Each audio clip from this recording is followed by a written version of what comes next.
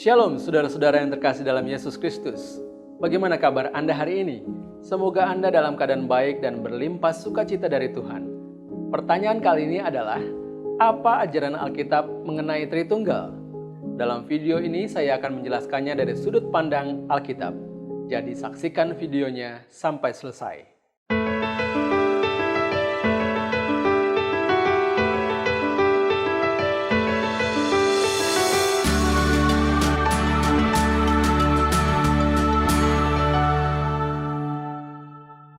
Hal yang paling sulit dipahami mengenai Tritunggal adalah tidak adanya penjelasan yang cukup untuk itu. Tritunggal adalah konsep yang tidak mungkin dapat dimengerti secara penuh oleh manusia, apalagi untuk dijelaskan. Allah jauh lebih besar dan agung dari kita. Karena itu jangan berharap bahwa manusia dapat memahaminya secara utuh. Alkitab mengajarkan bahwa Bapa adalah Allah, Yesus adalah Allah, dan Roh Kudus adalah Allah.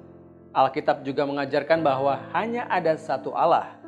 Meskipun kita memahami beberapa hal mengenai hubungan antar pribadi dalam Tritunggal ini, pada akhirnya kita tetap tidak dapat mengerti secara utuh.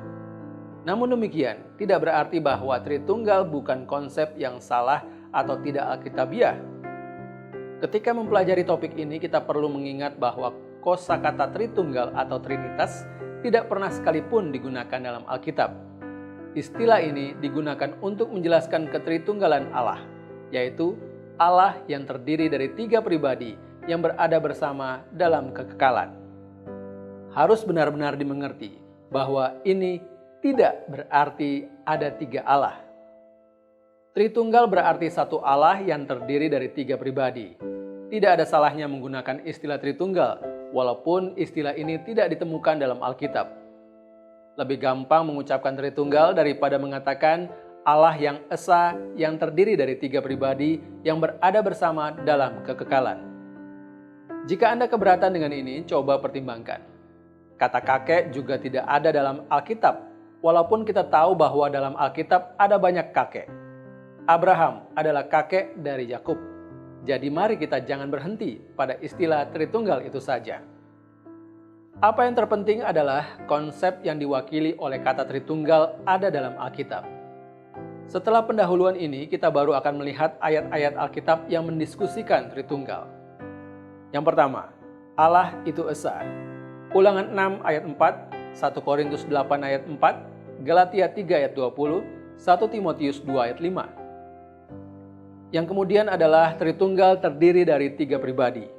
Kejadian 1 ayat 1, Kejadian 1 ayat 26, pasal 3 ayat 22, pasal 11 ayat 7, Yesaya 6 ayat 8, Yesaya 48 ayat 16, dan pasal 61 ayat 1.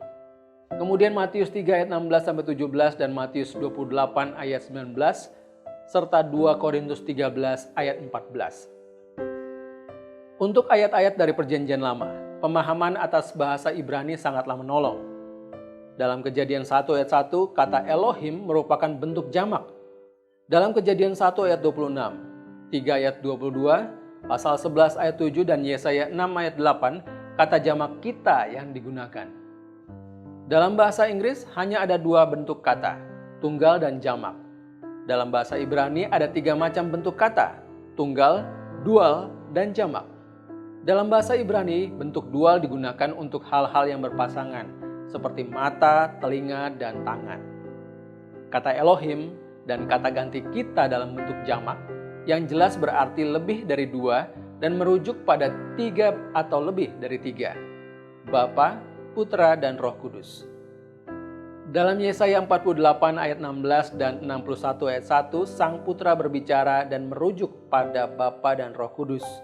Bandingkan Yesaya 61 ayat 1 dengan Lukas 4 ayat 14-19 untuk melihat bahwa yang berbicara adalah Putra. Matius 3 ayat 16-17 menggambarkan peristiwa pembaptisan Yesus. Dalam peristiwa ini kelihatan bahwa Allah Roh Kudus turun ke atas Allah Putra, sementara pada saat bersamaan Allah Bapa menyatakan bagaimana Dia berkenan dengan Sang Putra. Matius 28 ayat 19 dan 2 Korintus 13 ayat 14 adalah contoh ayat yang membahas mengenai 3 pribadi berbeda dalam Tritunggal. Yang ketiga, Pribadi-pribadi dalam Tritunggal dibedakan dari satu dengan yang lainnya dengan berbagai ayat. Dalam Perjanjian Lama, Tuhan berbeda dari Tuhan. Kejadian 19 ayat 24, Hosea 1 ayat 4. Tuhan memiliki anak. Mazmur 2 ayat 7, ayat 12, dan Amsal 30 ayat 2-4. Roh Kudus dibedakan dari Tuhan. Bilangan 27 ayat 18, dan dari Allah. Mazmur 51 ayat 12-14. Allah Putra dibedakan dari Allah Bapa. Mazmur 45 ayat 7-8 dan Ibrani 1 ayat 8-9. Dalam Perjanjian Baru, Yohanes 14 ayat 16-17, Yesus berbicara kepada Bapa tentang mengutus Sang Penolong yaitu Roh Kudus. Hal ini menunjukkan bahwa Yesus tidak memandang dirinya sebagai Bapa atau Roh Kudus. Perhatikan pula saat-saat lain dalam kitab-kitab Injil ketika Yesus berbicara kepada Bapa. Apakah dia berbicara kepada diri sendiri? Tidak. Dia berbicara kepada pribadi lainnya dalam Tritunggal, Sang Bapa. Yang keempat, setiap pribadi dalam Tritunggal adalah Allah. Bapa adalah Allah. Yohanes 6 ayat 27, Roma 1 ayat 7, 1 Petrus 1 ayat 2. Putra adalah Allah. Yohanes 1 ayat 1 dan ayat 14, Roma 9 ayat 5, Kolose 2 ayat 9, Ibrani 1 ayat 8, Yohanes 5 ayat 20. Roh Kudus adalah Allah. Kisah Para Rasul 5 ayat 3-4, 1 Korintus 3 ayat 16. Yang mendiami adalah Roh Kudus di Roma 8 ayat 9, Yohanes 14 ayat 16-17, dan Kisah Para Rasul 2 ayat 1-4.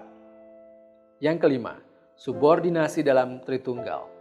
Alkitab memperlihatkan bahwa Roh Kudus tunduk atau subordinasi kepada Allah Bapa dan Putra tunduk atau subordinasi kepada Bapa. Ini adalah relasi internal yang tidak mengurangi atau membatalkan keilahian dari setiap pribadi dalam Tritunggal.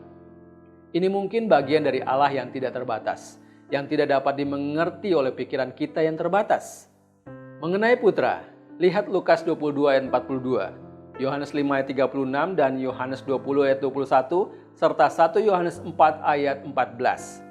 Mengenai Roh Kudus, lihat Yohanes 14 ayat 16, Yohanes 14 ayat 26, pasal 15 ayat 26, pasal 16 ayat 7, dan khususnya Yohanes 16 ayat 13-14. Yang keenam, pekerjaan dari setiap pribadi dalam Tritunggal.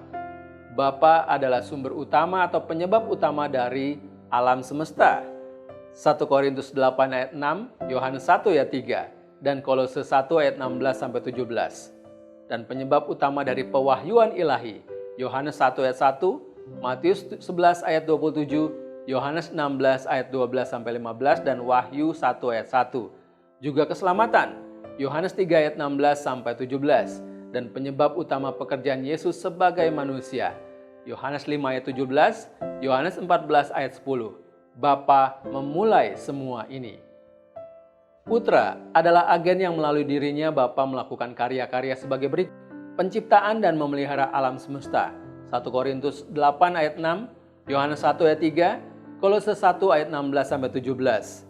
Dan pewahyuan ilahi, Yohanes 1 ayat 1, Matius 11 ayat 27, Yohanes 16 ayat 12-15, Wahyu 1 ayat 1. Dan keselamatan, 2 Korintus 5 ayat 19, Matius 1 ayat 21, dan Yohanes 4 ayat 42. Bapa melakukan semua ini melalui Putra yang berfungsi sebagai agen Allah. Roh Kudus adalah alat yang dipakai Bapa untuk melakukan karya-karya berikut ini.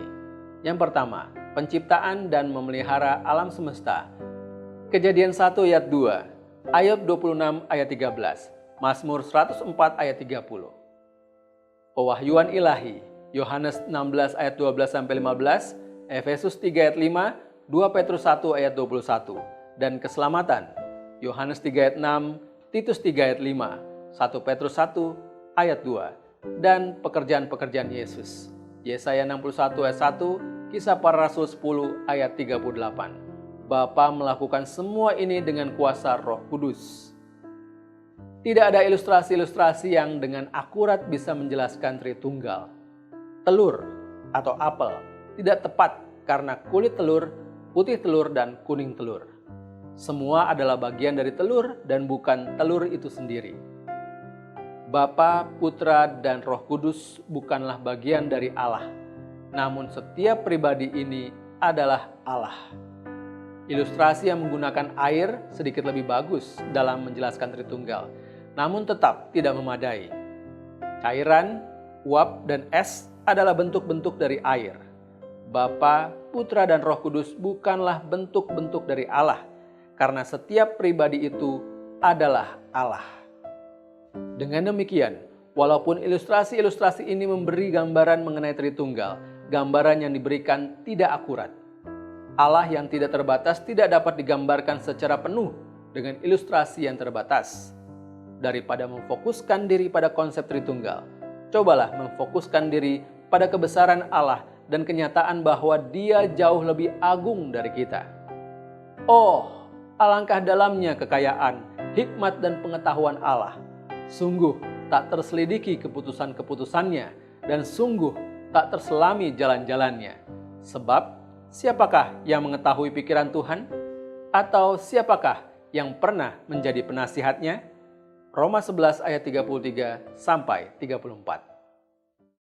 Demikian jawaban dari firman Tuhan, semoga Anda diberkati oleh firman Tuhan yang disampaikan.